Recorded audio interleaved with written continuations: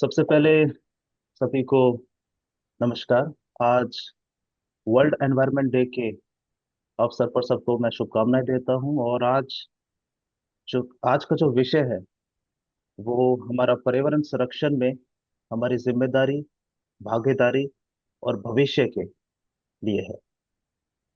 आज इसी क्रम में मैं थोड़ा सा अपना बारे में बताना चाहूंगा कि मैं एक कैंपेन चला रहा हूँ काफी कुछ समय से, जिसमें मेरा संकल्प एक पर्यावरण के लिए क्या होना चाहिए, जिसके माध्यम से मैं जगह जगह जा रहा हूँ युवाओं के बीच में, जो हमारे खिलाड़ी हैं उनके बीच में, और जो हमारे आम नागरिक हैं, मैं उनके विचार जानने के मैं प्रयास कर रहा हूँ कि उनका एनवायरनमेंट को लेकर, वाटर क्राइसिस को लेकर और जो ग्लोबल वार्मिंग, क्लाइमेट चेंज, इनके ऊपर उनका क्या विचार है।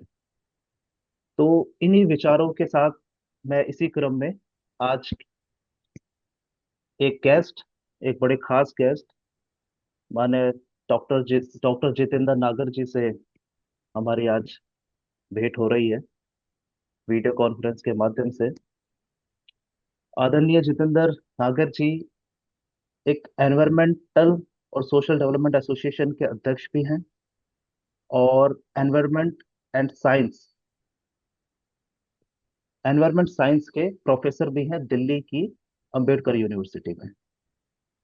तो सर, मैं सबसे पहले आपका स्वागत करता हूं और धन्यवाद देता हूं कि आपने हमें धन्यवाद। समय दिया। जी सर, मैं चाहूंगा कि अगर मैं कहीं ना कहीं, शायद मुझे लगता है कुछ चीजें मिस कर रहा हूं, मैं चाहूंगा एक बार आप थोड़ा सा अपना एक ओवरव्यू, एक ब्रीफ इंट्रो आप दे दें। जी जी बिल्कुल। मैं भी फर्स्ट ऑफ ऑल तो आपको धन्यवाद देता हूं कि आपने मुझे इनवाइट किया जी और आप मुझसे बात कर रहे हैं। आप अपने आप में जाने माने माउंटेनियर और पर्वतारोही हैं। मैं बहुत शॉर्ट में बता देता हूं। प्लीज। मेरा नाम डॉक्टर जितेंद्र नागर है और मैं वर्तमान में दिल्ली विश्वविद्यालय के डॉक्टर भीमराव अम्बेडकर कॉलेज में एनवायरमेंटल साइंस में प्रोफेसर हूँ।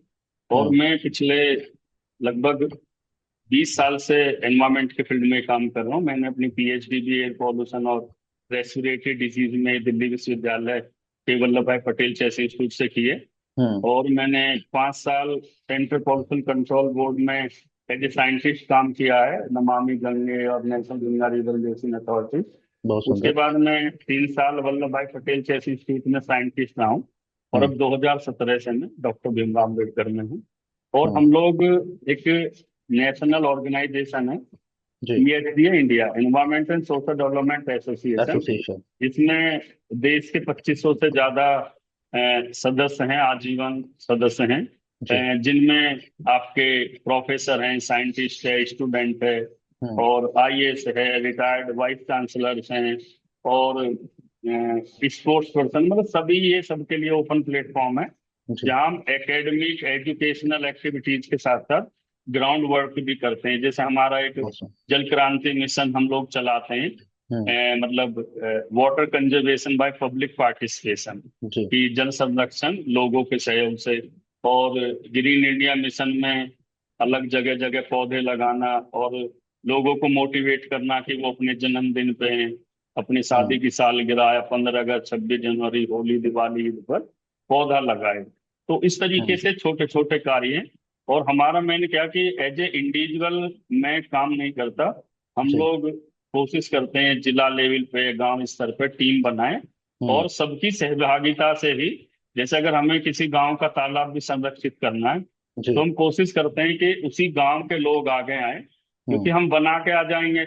ऐसे में देखता हूँ बहुत सारी संस्थाएं हैं जो तालाब बना देती हैं, लेकिन बिल्कुल सर। 1-2 साल बाद फिर वो उसी स्थिति में पहुंच जाता है, लोग इसको अतिक्रमण कर देते हैं। तो ये हम्म। है।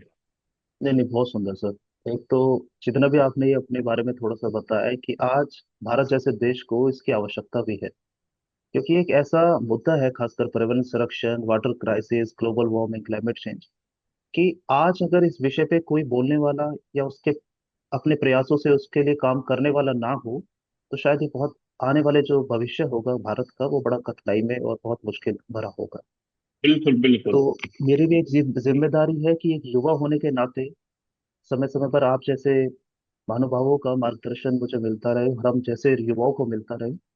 तो इसी क्रम में यही मेरी इच्छा थी कि आपसे मैं एक बार मुलाकात करूं, आपके विचार में इन बातों पे जानूं।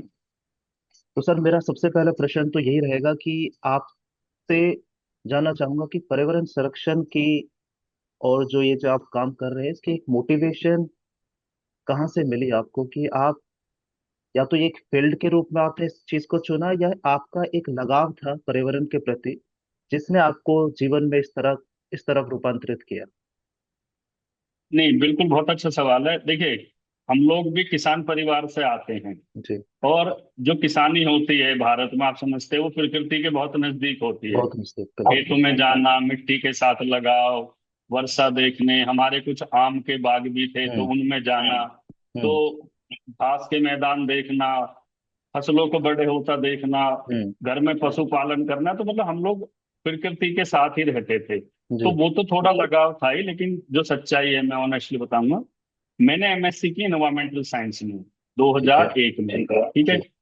तो उससे पहले हमें भी उतना आइडिया नहीं था, क्योंकि देखो, हम जहाँ रहते थे वो पानी की कोई कमी नहीं थी। हम्म। वेस्टर्न यूपी में मतलब गौतम नगर में मेरा गांव उपजाऊ है जमीन सुजाना। है, पानी तो बिल्कुल। हाँ, तो पानी बहुत अच्छा था, जमीन बहुत उपजाऊ थी, हवा पानी सब ठीक था, तो हमें लगता था कोई बड़ी समस्या नहीं है। जी। लेकिन हमने ग्रेजुएशन में भी एक पेपर पढ़ा तो उसमें कुछ डिटेल देखी। लेकिन जी। मैंने जब एमएससी की और बहुत अच्छे से पर्यावरण को समझा, जाना, और देश और दुनिया की तस्वीर देखी, तो पता चला कि मतलब जो पर्यावरण हम देख रहे थे एक छोटे से हम्म। क्षेत्र में, हम्म। एक जिले लेवल में, मेरठ या only western UP, Delhi NCR, वो जी। नहीं है। देश की स्थिति बहुत खराब है। देश में बुंदेलखंड का एरिया भी है, हम्म। उड़ीसा भी है, महाराष्ट्र भी है। और जो हमारा वाटर का जो टोटल अमाउंट है, चाहे हम्म। ग्राउंड वाटर हो चाहे सरफेस वाटर हो, वो बहुत लिमिटेड है। जी। और दुनिया में जो एयर पॉल्यूशन है या क्लाइमेट चेंज की जो बात है, उस समय तो जब 2001 2002 में ग्लोबल वार्मिंग की बात होती थी तो लोग यकीन भी नहीं करते थे। तो उन चीजों को समझा तो हमें लगा कि भाई इस तरफ भी काम होना चाहिए। जी। मतलब जैसे हम दूसरे उस तरफ, उन समय हमारा अन्य सामाजिक समस्याओं की तरफ ज्यादा मन था, जिन्हें हम नजदीक से देख रहे थे। जैसे दहेज प्रथा हमें लगती थी बहुत गंभीर समस्या है, जी। ठीक है। भ्रष्टाचार बहुत था, और बहुत सारे सामाजिक दिक्कतें थी देश में, भ्रष्टाचार और आतंकवाद था, तो राजनीतिक परिवर्तन, तो जी। उधर तक दिमाग ज्यादा था। लेकिन पर्यावरण को पढ़ने के बाद सागर जी, हमें लगा कि यार ये तो हमारे जीवन से जुड़ा हुआ है। जी और बिल्कुल। अगर एटलीस्ट हमारी जो अर्थ की जो लाइफ है, जो पर्यावरण का सिस्टम है, अगर वो डैमेज हो गया तो ये तो फिर बहुत छोटी चीजों में हम मतलब विचार कर रहे हैं।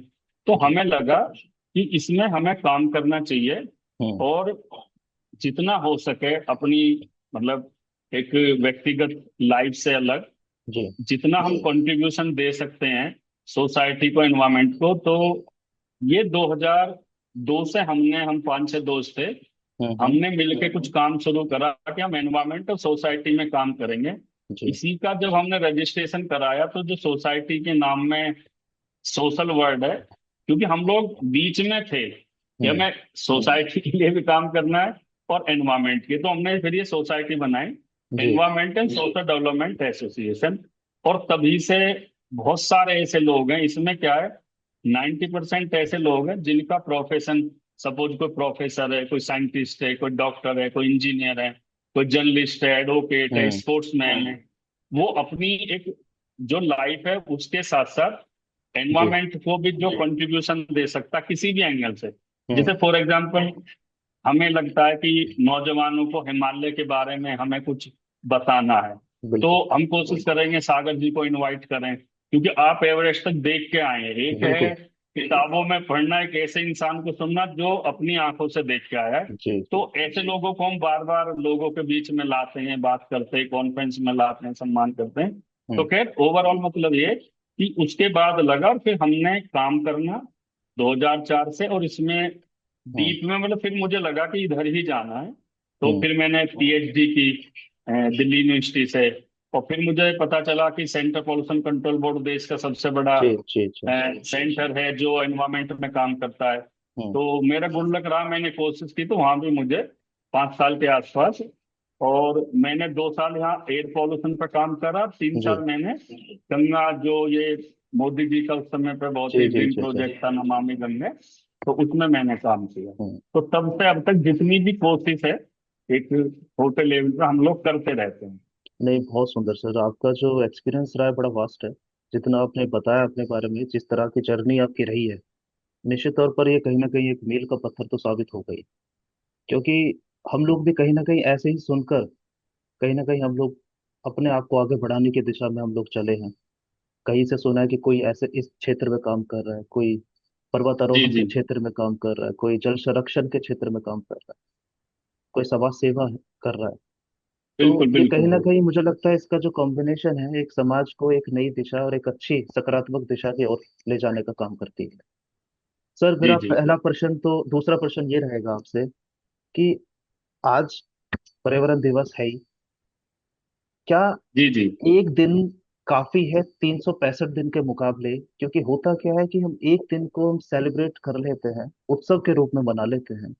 बाकी के जो जी तीन सौ जी। पैंसठ 364 दिन रह जाते हैं सर, उसमें लोगों का रुझान, लोगों का जो अट्रैक्शन रहता है खासकर प्रकृति के प्रति, उसमें बहुत हद तक मैं बहुत ज्यादा इच्छा शक्ति और बहुत ज्यादा रुचि नहीं देख पाता हूँ।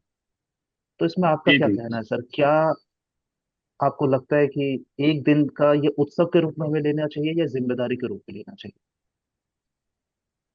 मतलब मैं अगर एक वर्ड में आंसर दूं तो नहीं।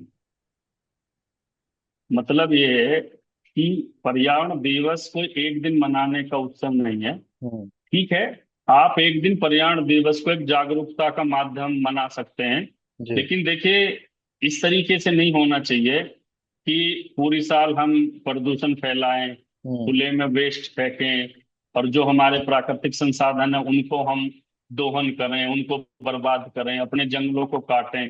जी ठीक है। और बहुत सारी जो भी प्रॉब्लम है उनको हम खराब करें। मैं मतलब एक बता रहा हूँ जो सोशल मीडिया पे, जी और जी खाली जी। एक दिन हम कोई प्लांटेशन कर दें और एक फोटो खिंचवा के उसको हम हम्म। किसी भी न्यूज़पेपर में या सोशल मीडिया पर डाल दें और देखो हमने सेलिब्रेट करा। हम्म। पहले तो मैं मानता हूँ कि जो ये इतना गंभीर विषय है पर्यावरण संरक्षण, जी। ये कोई उत्सव है ही नहीं। ये हम्म। ये क्या है, ये एक जिम्मेदारी है। बिल्कुल। और इस जिम्मेदारी को हमें पूरे 365 दिन ही निभाना होगा, और हम्म। इसको हमें अपनी जीवन शैली के तौर पर अपनाना होगा। तो जो आपका सवाल है कि क्या एक दिन हम्म। काफी है, तो एक दिन बिल्कुल भी नहीं है। ये तो एक सिंबॉलिक है कि हम्म। ठीक है, एक दिन हम इसके जागरूकता दिवस के तौर पर मनाएं, ताकि हमें, जी। लेकिन हमें पूरी साल ही इसको लाइफ स्टाइल के तौर पर अपनाना है। हम्म।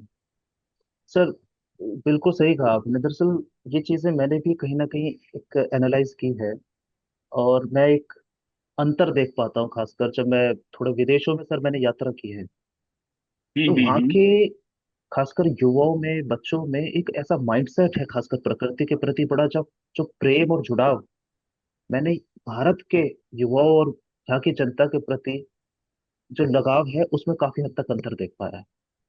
वहाँ के लोग बिल्कुल प्रकृति को बड़ा बिल्कुल प्यार करते हैं, लेकिन यहाँ के लोग प्रकृति को नहीं, कंक्रीट की चार दीवारी को अपना घर मानते हैं। बिल्कुल आप बिल्कुल। समझ पा रहे हैं साहब मेरी बात? मैं तो समझ रहा हूँ जी, बिल्कुल। तो ये एक अंतर है माइंडसेट का। इसको आप अध्ययन के या एक नॉलेज के रूप में ले लें, या तो ये अंतर मैंने कहीं ना कहीं एक नोटिस किया है। तो सर, तीसरा प्रश्न जी तो जी। यही रहेगा, चौथा प्रश्न मेरा ये रहेगा, माफ कीजिएगा, कि क्या पर्यावरण संरक्षण केवल सरकार की जिम्मेदारी है, या समाज और नागरिकों का भी समान भूमिका होनी चाहिए? और वो किस तरह से अपनी भूमिका को अदा कर सकते हैं, खासकर जो व्यक्ति समाज को इस तरफ आगे बढ़ाने की दिशा में काम करे?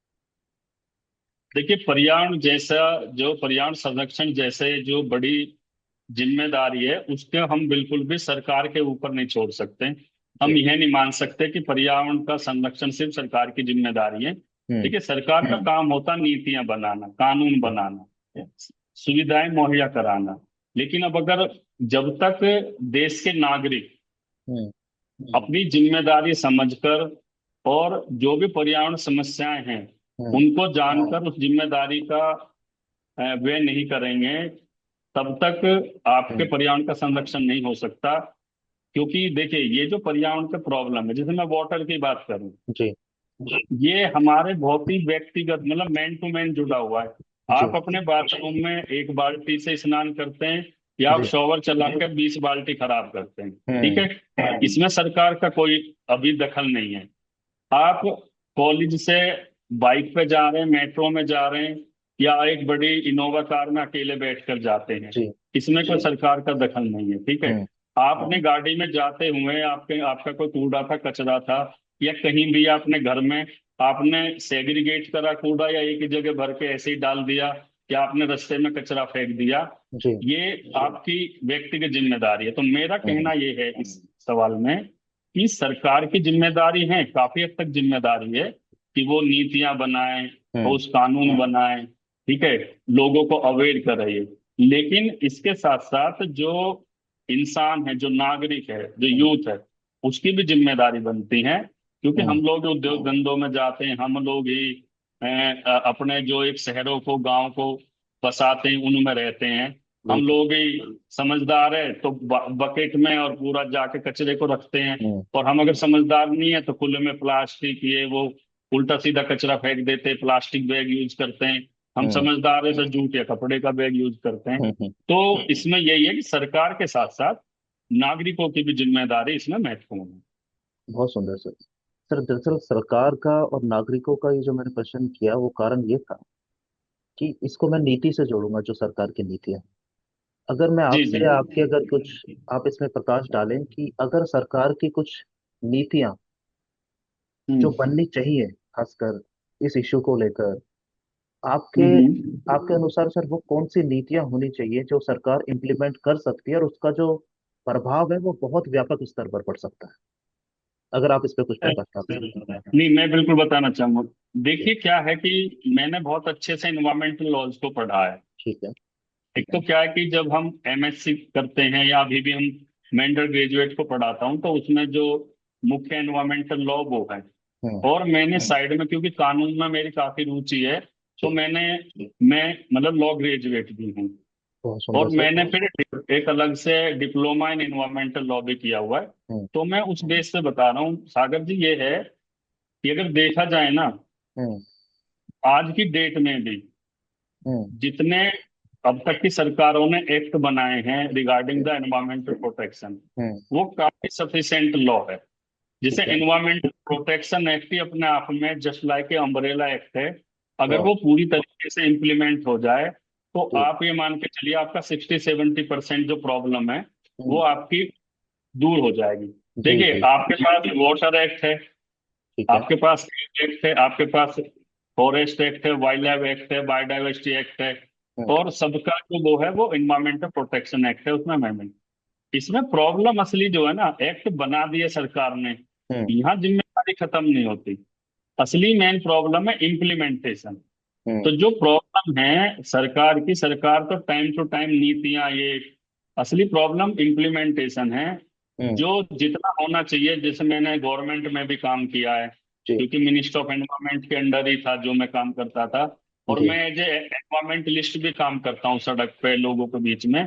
ठीक है। मैं उसका आपको एक सार ये बताना चाह रहा हूँ कि कानून जो बना है वो अब तक लोगों तक पहुंचा ही नहीं है। एक तो हम्म। लोगों को कानून की समझ नहीं है। जी। दूसरा, लोगों के अंदर देखिए ये जो विषय है थोड़ा सा, जैसे देखो क्रिमिनल एक्ट है, ठीक आप है। देखेंगे क्रिमिनल एक्ट के प्रति लोगों को बार बार हमारे सामने एग्जाम्पल आते हैं, उसने चोरी हम्म। की जेल चला गया, उसने मर्डर करी वो जेल चला गया, पुलिस हर कोने पे खड़ी हुई है। आप ठीक। बताइए, एनवायरमेंटल प्रोटेक्शन एक्ट को इम्प्लीमेंट करने के लिए या हम्म। रेगुलेट करने के लिए कौन सी एजेंसी है देश में? अभी आप चुपके से सड़क पे अभी आप जाएं, कूड़ा फेंक के आ जाएं, कोई भी नहीं। आपको कौन, आप हम्म। सर्दी में अपने पार्क इकट्ठी करके सारी पॉलीथीन को जला दें, हम्म। आपको कौन रोक पाता है? तो प्रॉब्लम क्या है, कानून बहुत अच्छे हैं, उनमें अमेंडमेंट बहुत अच्छे हैं, सेक्शन अच्छे हैं, लेकिन उसको इम्प्लीमेंटेशन बॉडी जो होनी चाहिए, हम्म। और पर्टिकुलर जो अवेयरनेस होनी चाहिए लोगों तक, वो नहीं हम्म। है। हम्म। ये इसमें मतलब सबसे बड़ा प्रॉब्लम मैं कहना चाहूंगा कि सरकार को कानून के साथ साथ इम्प्लीमेंटेशन पे ज्यादा ध्यान देना चाहिए। कि जी। इस तरीके से सरकार कोशिश करे, कुछ कमेटियां, कुछ समितियां बना के, जी। कुछ इस तरीके से, और पुलिस को भी थोड़ा राइट दे, या कोई अलग से एनवायरमेंट फोर्स बनाए, जी। ठीक है, जैसे होम गार्ड होते हैं, सीआईएसएफ, ये ऐसे ही मेरा मानना ये है, मेरा सुझाव भी है के माध्यम से, कि जी। हमें एक इन्वायरमेंटल प्रोटेक्शन गार्ड या एनवायरमेंटल प्रोटेक्शन मतलब फोर्स को बनाना चाहिए। जो अब देखिए क्या होता है, मैं कोई एग्जांपल देता हूँ। जी। हम लोग मिनिस्ट्री की तरफ से, पॉल्यूशन बोर्ड की तरफ से गंगा गंगा के उसमें हम लोग इंडस्ट्रीज में जाते थे। ठीक है। शुगर और डिस्टरी इंडस्ट्री सबसे ज्यादा डिस्चार्ज करती है इफ्लुएंट को, जो सीधा बाय द ड्रेन गंगा में जाता है। ऐसी बहुत सारी है। जी। सभी इंडस्ट्री में एज पर द एक्ट आपका ईटीपी मस्ट है। एनवायरमेंटल ठीक है। ट्रीटमेंट प्लांट होना चाहिए इफ्लुएंट के लिए, ठीक है। जी। सभी इंडस्ट्री में है। आप भी अगर आज खोलना चाहेंगे तो आप बिना उस प्लांट के बनाए हुए आपको अप्रूवल और सर्टिफिकेट नहीं मिलेगा। लेकिन हम्म। प्रॉब्लम कहाँ थी, जैसे अगर हम 10 इंडस्ट्री में गए जी। तो 5 में वो वर्किंग ही नहीं था, जी। वो फंक्शन नहीं था। किसी का 6 महीने से नहीं चल रहा था, किसी का साल से नहीं चल रहा था।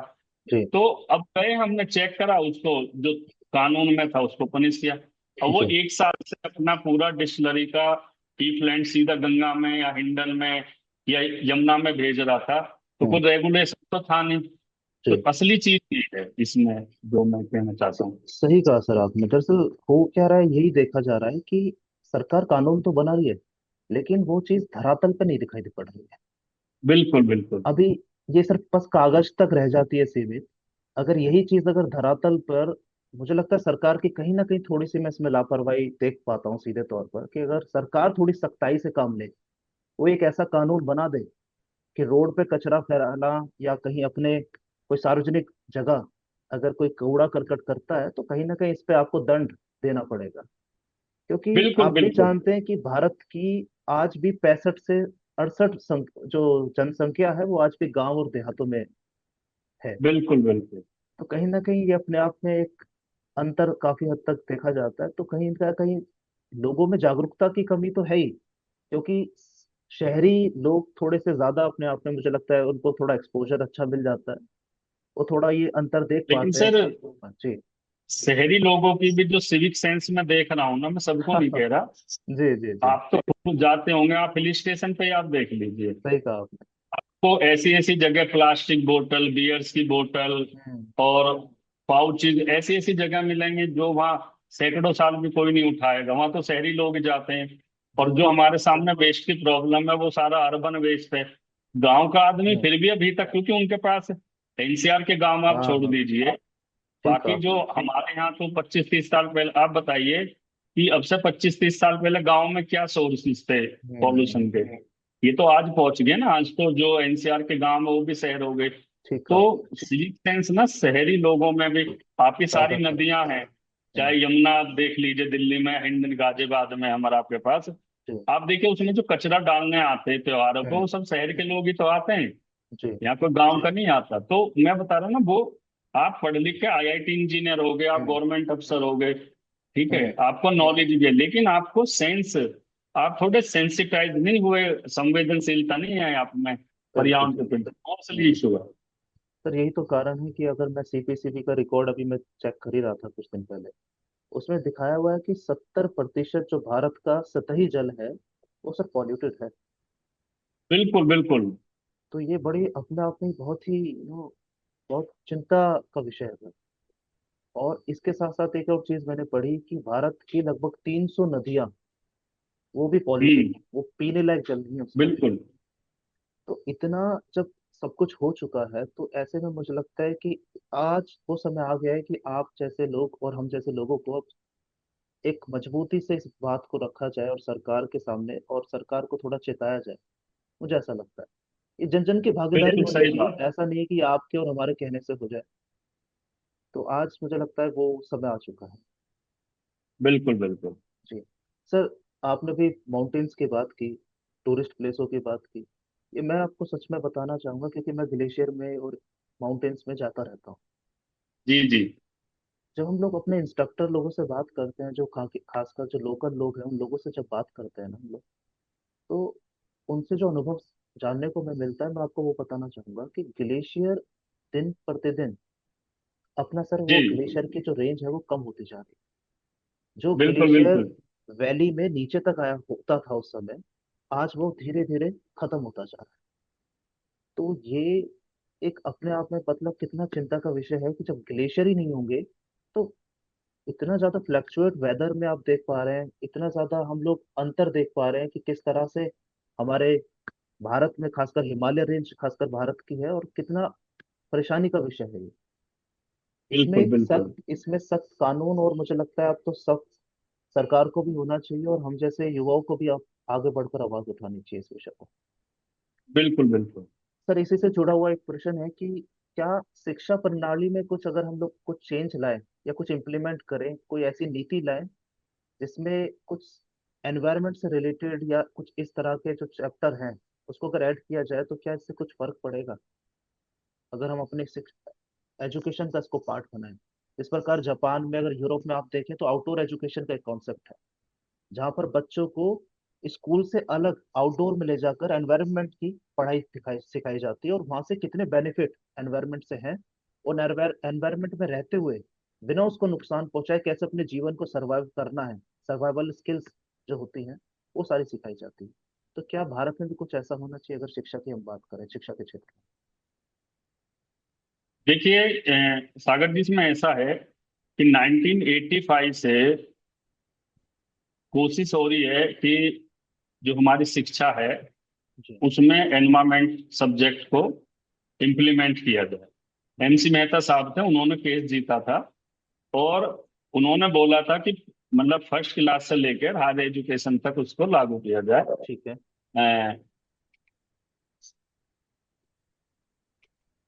तो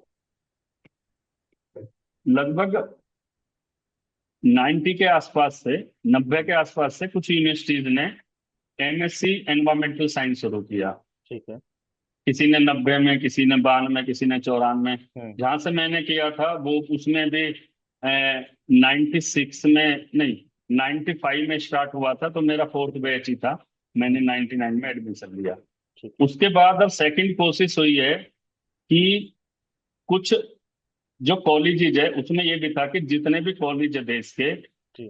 उनमें जैसे आप पढ़ते होंगे zoology, botany, physics, chemistry, history, जी। ज्योग्राफी है, ऐसे ही एक सब्जेक्ट पर्यावरण विज्ञान भी होना चाहिए। ठीक है। अभी दिल्ली विश्वविद्यालय ने एक पूरा कोर्स उसको लागू किया जिसे हम लोग पढ़ाते हैं। जी। बाकी यूनिवर्सिटीज ने अभी भी इसको शुरू नहीं किया है।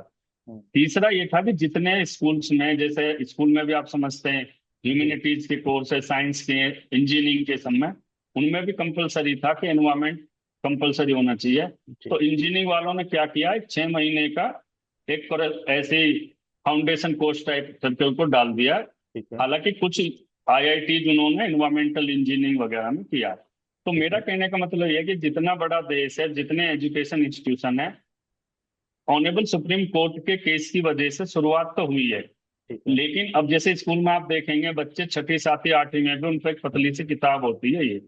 अब इसमें प्रॉब्लम क्या है? हम्म। हमारे बच्चे चाहे स्कूल हो, चाहे कॉलेज हो, चाहे यूनिवर्सिटी हो, वो पर्यावरण की परिभाषा तो सीख रहे हैं। हम्म। आप समझ बात प्रैक्टिकली है? अनुभव ले रहे पर्यावरण के बारे में जान तो रहे हैं हैं। कि वाटर क्या है, एयर पॉल्यूशन क्या है, वाटर पॉल्यूशन क्या है, क्लाइमेट चेंज क्या है, सस्टेनेबल डेवलपमेंट क्या करते हैं, एयर पॉल्यूशन के सॉल्यूशन क्या है। वो जी। उसे उस तरीके से पढ़ रहे हैं जैसे अकबर ने कब जन्म लिया, जी। कब जी। जी। उसने लड़ाई लड़ी, कब उसका फिर उसने कौन कौन सी रियासतें बनाई, और फिर उसका उसके बेटे ने राज किया, फिर ताजमहल, वो एक। तो ये है सही प्रॉब्लम, बात है। क्या है कि हमारी इसमें हायर एजुकेशन में तो हम्म। एकेडमिक्स ज्यादा है ठीक कि है। बच्चे जो भी छात्र है उसमें रिसर्च में, एकेडमिक्स में हम्म। या लैब में अपने कोर्स कवर करने में लग रहते हैं। हम्म। जिसका ज्ञान एक रिसर्च के लिए तो बहुत अच्छा है हम्म। कि आप रिसर्च साइंटिस्ट हो जाए, वो हो जाए। हम्म। या फिर स्कूलों में बस ये कि छोटा मोटा जैसे नैतिक शिक्षा नहीं पढ़ते हैं हम, जी। जी। जी। वैदिक काल ये वो, उस तरीके से पढ़ लें। हम्म। हम्म। असली बात यह है कि हम अभी सब्जेक्ट को इस तरीके से नहीं ले रहे हैं हम्म। कि हमारे बच्चे उसका अनुसरण करें, उसको बिल्कुल। समझे, उसे जाने, और उनको प्रैक्टिकल नॉलेज कराएं। प्रैक्टिकल नॉलेज अभी का। कुछ यूनिवर्सिटी ने प्रैक्टिकल स्टार्ट कर दी है, जी। लेकिन वो प्रैक्टिकल अपने क्लासरूम में ही करा रहे हैं। जी। प्रैक्टिकल का मतलब ये था कि इफ यू वांट टू मतलब लर्न फॉरेस्ट, तो उन बच्चों को फॉरेस्ट में लेके जाओ। एग्जैक्टली सर, यही अगर आप आउटडोर उन्हें एजुकेशन है। उन्हें जी। अगर आप उन्हें रिवर पॉल्यूशन पढ़ा रहे हो और वो आपने किताब में बता दिया, उन्हें तो कोई पता ही उसका नहीं है, लाभ उन्होंने नहीं। जीवन में रिवर ही नहीं देखी, बिल्कुल। आप उसे एक बार यमुना किनारे लेके खड़े हो जाइए, गाजियाबाद वाले हिंडन में आके खड़े हो जाएं। बिल्कुल सही। फिर उनको बताए कभी यमुना ऐसी थी, फिर आप हम्म। उन्हें पूरा वाटर साइकिल बताइए कि भाई पानी इस हम्म। तरीके से आता है, नदियां हमारी मुख्य सोर्स हैं। बिल्कुल। उन्हें जब आप पूरा जल चक्र पढ़ाएंगे वाटर साइकिल, कि ये तब जाके ग्लेशियर से समझ में स्टार्ट आता है। होता है, हम्म। फिर नदियों में आता है, नदियों से समुद्र में जाता है, बीच में हमारे लिए उसकी लाइफलाइन कितनी है, जी। कि चाहे वो ग्राउंड वाटर में कितना जाता है, नहरों में, हम्म। वर्षा के लिए हमारी तालाबों झीलों में सब है। तो यही प्रॉब्लम है। अब जैसे बहुत हम बढ़िया। ई वेस्ट पढ़ाते हैं, जी। हम ई वेस्ट उसको क्लासरूम में समझा रहे हैं। अगर हम बोलते हैं कि मोबाइल टूट जाएगा, इसमें ये निकलेगा, ये जी। हानिकारक है, ये है ये, या अस्थमा होता है तो उसे जी। ये दिक्कत होती है। अब किसी को पता ही नहीं अस्थमा अगर हो गया बाई चांस, हम कह रहे हैं बिल्कुल। पॉल्यूशन एयर बढ़ेगा तो हम्म। अस्थमा होगा, इतनी बुरी प्रॉब्लम है। जी। उसको कैसी ना कैसे हम दिखा दें कि अगर अस्थमा होगा तो इस तरीके की कंडीशन होगी और आदमी मर जाएगा, कैंसर होगा। सही कहा कहने आपने। का मतलब ये है कि शिक्षा में कोशिश हो रही है, मैं ये नहीं कहता, हम्म। चाहे वो सुप्रीम कोर्ट के दबाव से सही, कोशिश है हमारे दिल्ली विश्वविद्यालय के हर कॉलेज में बच्चे पढ़ रहे हैं। जी जी पर जी। फिर भी मैं कहूंगा कि उसमें दिल्ली विश्वविद्यालय तो अकेला होगा, देश में तो हम्म। मतलब लाखों इंस्टीट्यूशन है, कि सब जगह हो। और प्लस मैं जी। कह रहा हूँ चाहे कोर्स छोटा हो बड़ा हो, एक ऑब्जेक्टिव होना चाहिए कि हम बच्चों को सिखाएं कम, उन्हें अवेयर प्रैक्टिकल। ज्यादा करें। जी जी जी जी। उन्हें मतलब उनके अंदर थोड़ा सा उनको मतलब सेंसिटाइज करें बच्चों को, सहमत।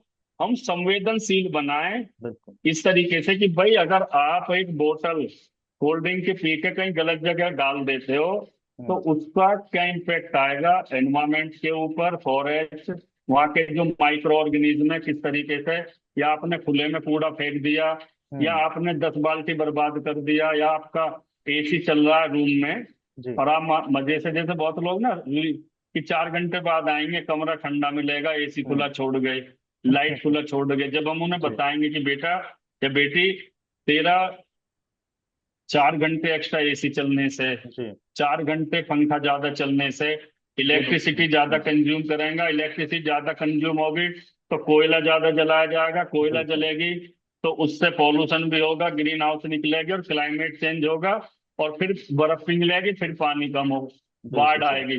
तो ये समझ बनेगी नहीं। तो आप जो कह रहे हो, नहीं, ये मैं बहुत भी अच्छी कई देशों में एक्सप्लेनेशन गया आपने हूँ, दी। ज्यादा तो नहीं, 4 5 जी देशों में गया हूँ मैं। जी जी जी। आप देखो उनकी सड़कों पर डस्ट नहीं है बिल्कुल भी, बिल्कुल। उनकी सड़कों पे बिल्कुल कोई वेस्ट नहीं। हमारे वाले भी जाते हैं वहां, वो भी कूड़े को कहीं सड़क पे नहीं फेंकते। आप उनके बीचेस देखिए, और अपने गोवा के और इधर जी जी, साउथ के दिखाई बीच पड़ता है। देखिए कितनी गंदगी है। अंतर साफ और दिखाई आप पड़ता है। जो और ये, मैं मालदीव गया था सर, जी और मैं और भी कई देश गया हूँ, मतलब मलेशिया और जी। आपके यहाँ थाईलैंड वगैरह सब, बीचेज हाँ। इतने सुंदर है कि आप एक तिनका नहीं ढूंढ सकते। नदियां बिल्कुल। इतनी सुंदर है। और आप हमारे देखें, हमारे यहाँ तो क्या है अभी भी, कि जो गांव वाले तो सोचते हैं तालाब is a dumping dumping ground, dumping कुछ भी ग्राउंड, गंदा बिल्कुल होता बिल्कुल। तालाब में फेंक देते हैं। यहाँ वाले शहर वाले नाले में खुला फेंक देते हैं। मैंने जी। कई बार स्टडी की है, दिल्ली में एक नजफगढ़ ड्रेन है, ठीक है। वो आपके यहाँ बैराज पे, इस पे जो क्या नाम है, यहाँ दिल्ली में आके मिलता जी। वजीराबाद में। हम्म। सर वो इतने प्लास्टिक और आपके दूसरे वेस्ट को कैरी करके आता है। ठीक है। आधी पब्लिक जो उसके किनारे रहती है ना, उसी में वेस्ट डालती रहती है, जी। सॉलिड वेस्ट को। हम्म। जबकि ये इतना बड़ा क्राइम है कि पानी में आपको वेस्ट डालना ही नहीं चाहिए। जी तो एजुकेशन मतलब क्या है, कि एजुकेशन मतलब सिर्फ लर्निंग नहीं होनी चाहिए। जी एजुकेशन मतलब हमें, मतलब मैं ये बोलता हूँ पहले दिन जब मेरी क्लास होती है, जी।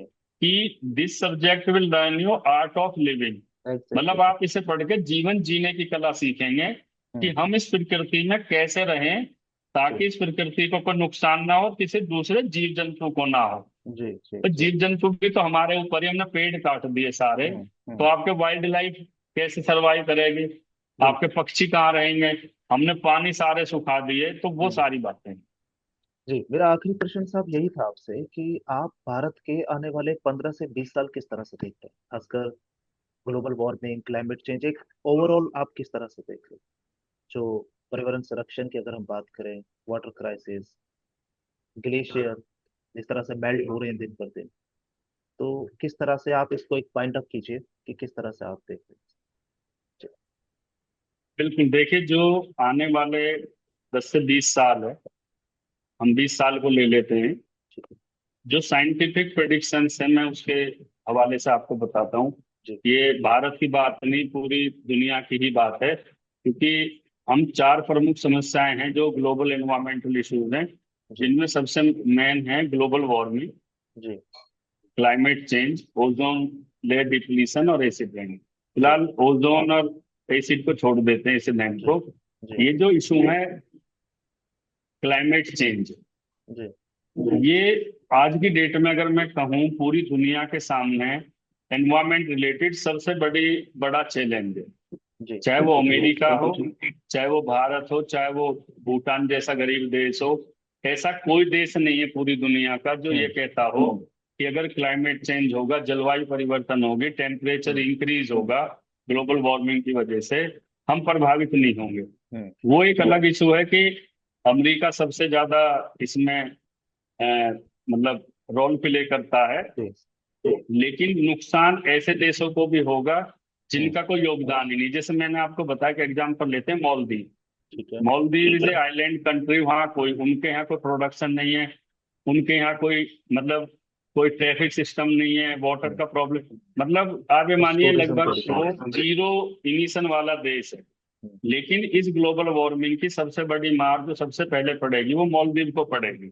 ठीक है, वहां सबसे ज्यादा वही आपके जो देखो ग्लेशियर भारत के पिघलेंगे, पूरी दुनिया के या एंटार्क्टिका वाले पिघलेंगे, जी वो सारे समुद्र के लेवल को इंक्रीज करेंगे, राइज होगा, तो धीरे धीरे वाटर लेवल भी बढ़ेगा, और ठीक है फिर ये आइलैंड वाले कंट्री सिटी सब डूबेंगे। हम्म जहां तक भारत की बात है, भारत अगर देखा जाए तो आज का जो समय है भारत का, हम्म भारत एनवायरमेंट इश्यूज को लेकर जो पर्यावरण चुनौतियां हैं वे गंभीर है, विकराल है, मैं ये कहना चाहूंगा। हम्म मैं अगर चार मेजर इशू की बात करूं आपके सामने, जी जैसे सबसे पहले एयर, जैसे कहते हैं ना जीने के लिए एयर, वाटर और फूड, तीन सबसे प्राइमरी चीज है, तो मैं एयर की बात करता हूँ। जी हमारे यहाँ जैसे क्लीन एयर की हम बात करते हैं, आप देखिए इंडिया के जितने मेट्रो सिटीज, जी और सबसे पहले दिल्ली एनसीआर को ले लीजिए, कि जो हमारी एयर क्वालिटी है हम्म वो बिल्कुल मतलब बद से बदतर है, डैमेज है, इतनी ज्यादा कंटामिनेटेड है। अगर एक WHO के आप नॉर्म्स देखेंगे तो हम उससे कम से कम ये समझिए कि 10 गुने ज्यादा में सरवाइव कर रहे हैं, जितने में हम्म, लॉकडाउन हो जाना चाहिए उतने में नॉर्मल लाइफ जीते हैं। यानी बिल्कुल हमारी एयर क्वालिटी बिल्कुल खत्म है, जो भारत सरकार के लिए चैलेंज है आज की डेट में, जी और 20 साल बाद वो और भयानक होगा। दूसरा सच बात है करते हैं पानी की, जल की। जल संरक्षण इतना जरूरी है। अब जैसे जल की दो प्रॉब्लम है भारत में। जी पहले तो ये है कि जल की उपलब्धता ही बहुत कम है, यानी अवेलेबिलिटी ऑफ वाटर की ही अपने आप में बड़ा इशू है, हम्म कि बहुत जगह देखेंगे आप, बहुत बड़ी बेल्ट है इंडिया की, हम्म चाहे आप बुंदेलखंड वाली पूरी बेल्ट लीजिए, उड़ीसा ठीक की है कुछ बेल्ट है, आपका महाराष्ट्र वाला पूरा का पूरा है, हम्म विदर्भ वाला एरिया जहाँ लोग सुसाइड भी कर रहे थे। हम्म, पहले सब तो पीछे आपने देखा होगा बेंगलोर में भी अभी 2 साल हाँ पहले हाँ गर्मियों में पानी नहीं रहा था वहां, साथ हम्म, चेन्नई में नहीं रहा था, एक बार शिमला में नहीं रहा था। और अच्छा आप देखेंगे कि अगर मैं इधर की भी बात करूं, सभी जो ये संपन्न गांव है, हम्म, वेस्टर्न यूपी, पंजाब, हरियाणा, इनमें भी गांव में सबमर्सिबल लगने की वजह से पानी का लेवल लगातार नीचे जा रहा, नलें नीचे जा सूखती जा रही हैं। हम्म तो एक तो पहली समस्या तो हमारे सामने क्या है सर, और हमारी नदियों में पानियों की संख्या जो लेवल है वो घट रहा है, जी हिंडन सूख गई है, यमुना का हम्म वाटर लेवल कम है। तो पहली समस्या तो पानी की है। दूसरी ठीक है है वाटर पॉल्यूशन, कंटामिनेशन। जो हम्म पानी है भी, आपने ही बताया कि 300 से ज्यादा नदियां खराब है, ठीक है, बिल्कुल नदियों की स्थिति बहुत खराब है। आप सबसे बड़ी गंगा उसे देख लीजिए, बिल्कुल यमुना देख लो, तो जो बचा हुआ अमाउंट है उसको हमने पॉल्यूशन कर दिया हम्म है। हमारे गांव के ज्यादातर तालाबों में इंक्रोचमेंट हो चुका है, उनमें हम्म लोगों ने अतिक्रमण कर दिया है। जी झीलें आप देख लो सूख रही हैं, उनमें बहुत ज्यादा पॉल्यूशन है। जी यानी सरफेस वाटर हमने पूरी तरीके से हमने खराब कर दिया 90-80%। जी जी अब जी बात करते हैं ग्राउंड वाटर की सर। ग्राउंड वाटर में क्योंकि एक्सेस हम लोग उसका दोहन कर रहे जी हैं, वाटर का बहुत ज्यादा निकाल रहे हैं, तो बहुत सारी बेल्ट ऐसी है। एक तो प्रॉब्लम क्या है ग्राउंड वाटर में, हम्म वाटर लेवल नीचे जा रहा है, जी तो क्वांटिटी कम हो रही है। दूसरा उसमें क्या हो रहा है कि कहीं फ्लोराइड बहुत ज्यादा हम्म है, कहीं क्लोराइड बहुत ज्यादा है, राइट। कहीं आर्सेनिक भी निकल रहा है, मेटल्स निकल रहे हैं। हम्म। जो माइंस है वो उनसे होगी, तो वाटर की जो एक मतलब क्या कहते हैं कि जो उसकी क्वालिटी है वो खराब हो रही है। गुणवत्ता, हाँ। तीसरी बात करते हैं सर फूड की। जी। फूड हमने पेस्टिसाइड और केमिकल फर्टिलाइजर्स की वजह से हमने उतनी ज्यादा कर दी, हमारी सॉइल अनफर्टाइल हो गई हम्म। है, उसमें पोषण की कमी है, हमारे जी। भोजन में बहुत ज्यादा चैलेंजेस है। और जी। बाकी सर वेस्ट मैनेजमेंट आप देखिए, आप तो गाजियाबाद में काम करते हैं, नगर बिल्कुल। निगम और जीडीए के सामने सबसे बड़ा चैलेंज अपने शहर का वेस्ट वेस्ट मैनेज मैनेजमेंट करना का। है। और बाकी बड़े लेवल पे देखो फॉरेस्ट कट हो रहे हैं, ये हो रहे हैं, एनर्जी क्राइसिस है हमारे सामने हम्म। बहुत बड़ा। हम्म। मेरा कहने का मतलब ये कि आज की डेट में ही हम बहुत बड़े क्राइसिस में हैं। बिल्कुल। 10 साल बाद या 20 साल बाद दुनिया की और भारत की कंडीशन बहुत ही ज्यादा खराब होने वाली है। और इस पे आज से ही काम करना होगा, भारत को काम करना हम्म। होगा, दुनिया को काम करना होगा। और बहुत सीरियसली, मतलब वही आते हैं, ये एक दिन का उत्सव नहीं है हम्म। कि हमने अर्थ डे मना लिया बिल्कुल। 22 अप्रैल को, 5 जून को एनवायरमेंट डे, एक दिन वाटर डे। हमें डेली यस। काम करना होगा, जिम्मेदारी तय करनी होगी। जितने हमारे सरकार के प्रतिनिधि है, एमपी, एमएलए, जी। जी। नगर निगम प्रधान, ग्राम प्रधान, प्रधान सदस्य तक मॉनिटरिंग होनी चाहिए, जी। सबका जी। काम तय होना चाहिए। और यूथ को जोड़ना चाहिए, स्टूडेंट को जोड़ना चाहिए। और सरकार मतलब सीरियसली काम करे। सर तो ये इसमें एक बड़ी सवाल, चुनौती है। एक छोटा सा सवाल ऐड करूंगा इसमें। आप पॉपुलेशन का एंगल आप देख किस तरह से देख रहे हैं सर? इसमें जी, पॉपुलेशन का कोई। पॉपुलेशन का एंगल है। हम्म। बिल्कुल, देखो पॉपुलेशन का क्या एंगल है मैं आपको बताऊंगा। जी।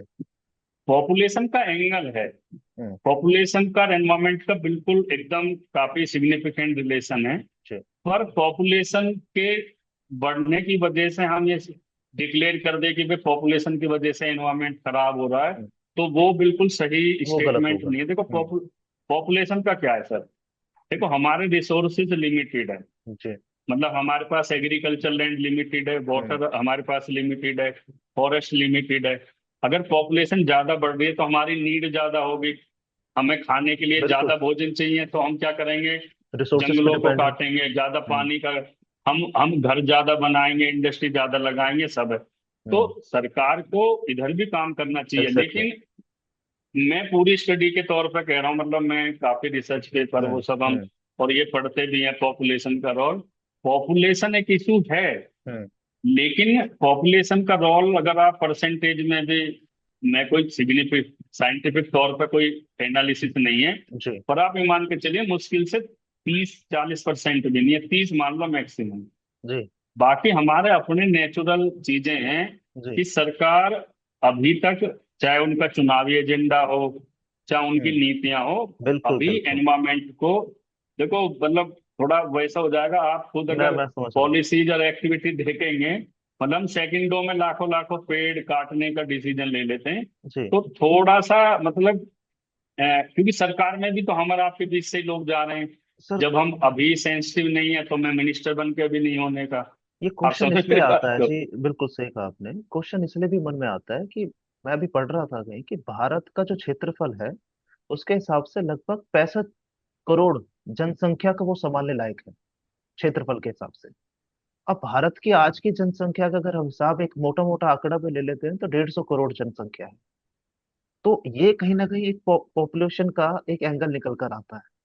और इसमें आपने बिल्कुल सही कहा कि ये एक पॉलिटिकल एक इशू हो जाता है, और इससे कहीं ना कहीं सरकार भी धर्म का एक एंगल दे देती है कि ये भाई अपना व्यक्तिगत इशू, व्यक्तिगत एक अपना फैसला है पॉपुलेशन, और एक धर्म का भी एक एंगल है इसमें। तो चलिए इस विषय से हमें बचना चाहिए, लेकिन हाँ मुझे ऐसा ऐसा मेरा मानना है कि आज कोई भी एक्टिविस्ट या कोई भी संस्था पॉपुलेशन की तरफ, बढ़ती पॉपुलेशन की तरफ कोई भी मुझे लगता है कदम नहीं उठा रहा है, ना कोई बिल्कुल अपनी आवाज उठा रहा है। ये भी मुझे लगता है अगर सर्व सहमति के साथ अगर हर धर्म के लोग आगे आकर इस पर बात करें या इस पर कोई आगे कोई ऐसी भूमिका बनाए, तो कहीं ना कहीं प्रेशर सरकार पे भी दिया जा सकता है कि इस पे कोई एक अच्छी नीति लागू की जा सकती है। बिल्कुल बिल्कुल बिल्कुल। जी। नहीं देखो, यही है जनसंख्या का तो मामला, पर फिर भी देखो जनसंख्या ना हम सागर जी डेंसिटी से भी देखते हैं। जी। जी। अगर आप जापान की देखेंगे, और भी बहुत सारे देश हैं, सिंगापुर हैं, और भी कुछ कंट्रीज हैं जिनकी पॉपुलेशन डेंसिटी ना, मतलब हमसे काफी ज्यादा है। काफी ज्यादा है। तो भारत में देखो जनसंख्या तो है, लेकिन हम्म। अगर देखा जाए तो चाइना में भी बहुत ओवर बहुत क्राउडेड ज्यादा। है। अगर आप उनके सिटी देखेंगे, जैसे देखो एयर पोल्यूशन की जो सबसे बड़ी स्टडी अब हमारे सामने है, जी जी जो मैं हम प्रेजेंटेशन भी करते थे, वो जी बीजिंग है। जी। और तो है ही है, लेकिन बीजिंग है। उनकी हम्म बीजिंग जो दिल्ली से भी ज्यादा गंदी हो गई थी, हम्म लेकिन उन्होंने साफ कर दी। हम्म और उनकी भी बहुत, लेकिन हम दिल्ली को नहीं कर पा रहे, आप देखिए। तो हम्म। एफर्ट भी आप देख लीजिए कितने बिल्कुल। एफर्ट है। हमारा क्या ना, हम सरकारों पर डाल देते हैं ना, तो हम्म। लोग ही कोशिश कर रहे हैं ना सरकार कोशिश कर रही। जी जी लेकिन जी एयर पॉल्यूशन में सरकार का रोल बहुत ज्यादा है। जी ऐसे बहुत सारे इम्प्लीमेंटेशन है जो सरकार को, अब जैसे मैं लास्ट में आपको बताना चाहूंगा कि प्लीज जैसे प्लीज। रिवर पॉल्यूशन की बात है, हमारा एक लेवल पे कर लेंगे, 10-20% कर लेंगे। सरकार का जी रोल ये है कि आज भी हमारा जो सीवेज है जी वो डायरेक्ट नदियों में जा रहा है। जी। तो एसटीपी तो सरकार को ही बनाना है, हम्म। सीवेज ट्रीटमेंट प्लांट तो सरकार को बनाना है। अब जैसे आप बिल्कुल ये बिल्कुल। समझिए कि गाजियाबाद में अगर फॉर एग्जाम्पल 500 mld का डेली डिस्चार्ज है, जी। एक दिन का मान लेते हैं हम, हम्म। कितना ही होगा, 500 छह इतना सौ ही होगा सर, तो बिल्कुल। 500 अगर निकलता है, ठीक है, हमारी जो एसटीपी कैपेसिटी क्या 500 की है? हम्म। अगर 400 निकलता तो क्या 400 की है? नहीं। मैंने कई शहरों में ऐसा देखा था गंगा मॉनिटरिंग के साथ, हम्म जो गंगा किनारे बसे हुए शहर है, कि उनसे 100 mld निकल रहा था, और जो वहाँ जी। कैपेसिटी थी एसटीपी की वो हम्म 45 थी, और वो हम्म। 35 पे चल रहे थे। हम्म। तो जो 65 mld डेली था वो डायरेक्ट सीधा ही सीवेज को, जो आप समझ रहे हो घर से जो आ जी रहा जी था, जी। सीधा सीधा गंगा में डाल रहे थे। तो इस तरीके की जो चीजें हैं ना, वो बहुत सारी चीजें हैं। बिल्कुल और सही कहा आपने अभी सर। तक सरकार, ऐसा नहीं है, जी। मंत्रालय भी है, सब कुछ भी है, लेकिन जितना काम होना चाहिए, यानी आप मान के चलिए कि जैसे बीमारी तो कैंसर हम्म की है, हम्म और इंजेक्शन और गोली दी जा रही है बुखार की और सिर दर्द की, ऐसे है। सही कहा ऐसा भी नहीं आपने। है सरकार इलाज नहीं कर रही, जी। लेकिन जरूरत है कैंसर को कैंसर समझ के, कैंसर की तरह। और उसको रूट रेगुलर चाहे कॉज पर। ऑपरेशन करना हाँ। पड़े, चाहे रेडियोथेरेपी, और सारी चीजें करने की जरूरत है। इसे बिल्कुल बुखार रूट समझना कॉज भूल पर। हो गई, रूट कॉज पर हथौड़ा मारने की आवश्यकता है, बिल्कुल। वो है असली सही चीज। कहा आपने सर। सर बहुत अच्छा लगा सर। आपने अपना बहुमूल्य समय दिया और अपने अनुभव साझा किए। मतलब बहुत बहुत धन्यवाद सबसे पहले इसके लिए। और मुझे विश्वास है कि आज की जो चर्चा युवा और पर्यावरण संरक्षण के प्रति अधिक जागरूकता और जिम्मेदार बनने के लिए प्रेरित करेगी सर सभी को। ये और बिल्कुल हम बहुत सारे मिलेंगे, पॉइंट है। और जी। हम मिलेंगे और एक दूसरे का जो भी हम काम कर रहे हैं उसके सहभागीदार भी बनेंगे, एक फॉर श्योर दूसरे का सर, सहयोग फॉर करेंगे। For sure sir. ठीक है सर। चलिए सर। जी जी, बहुत बहुत नमस्कार। धन्यवाद सर, नमस्कार। Thank you sir. नमस्कार। सभी का।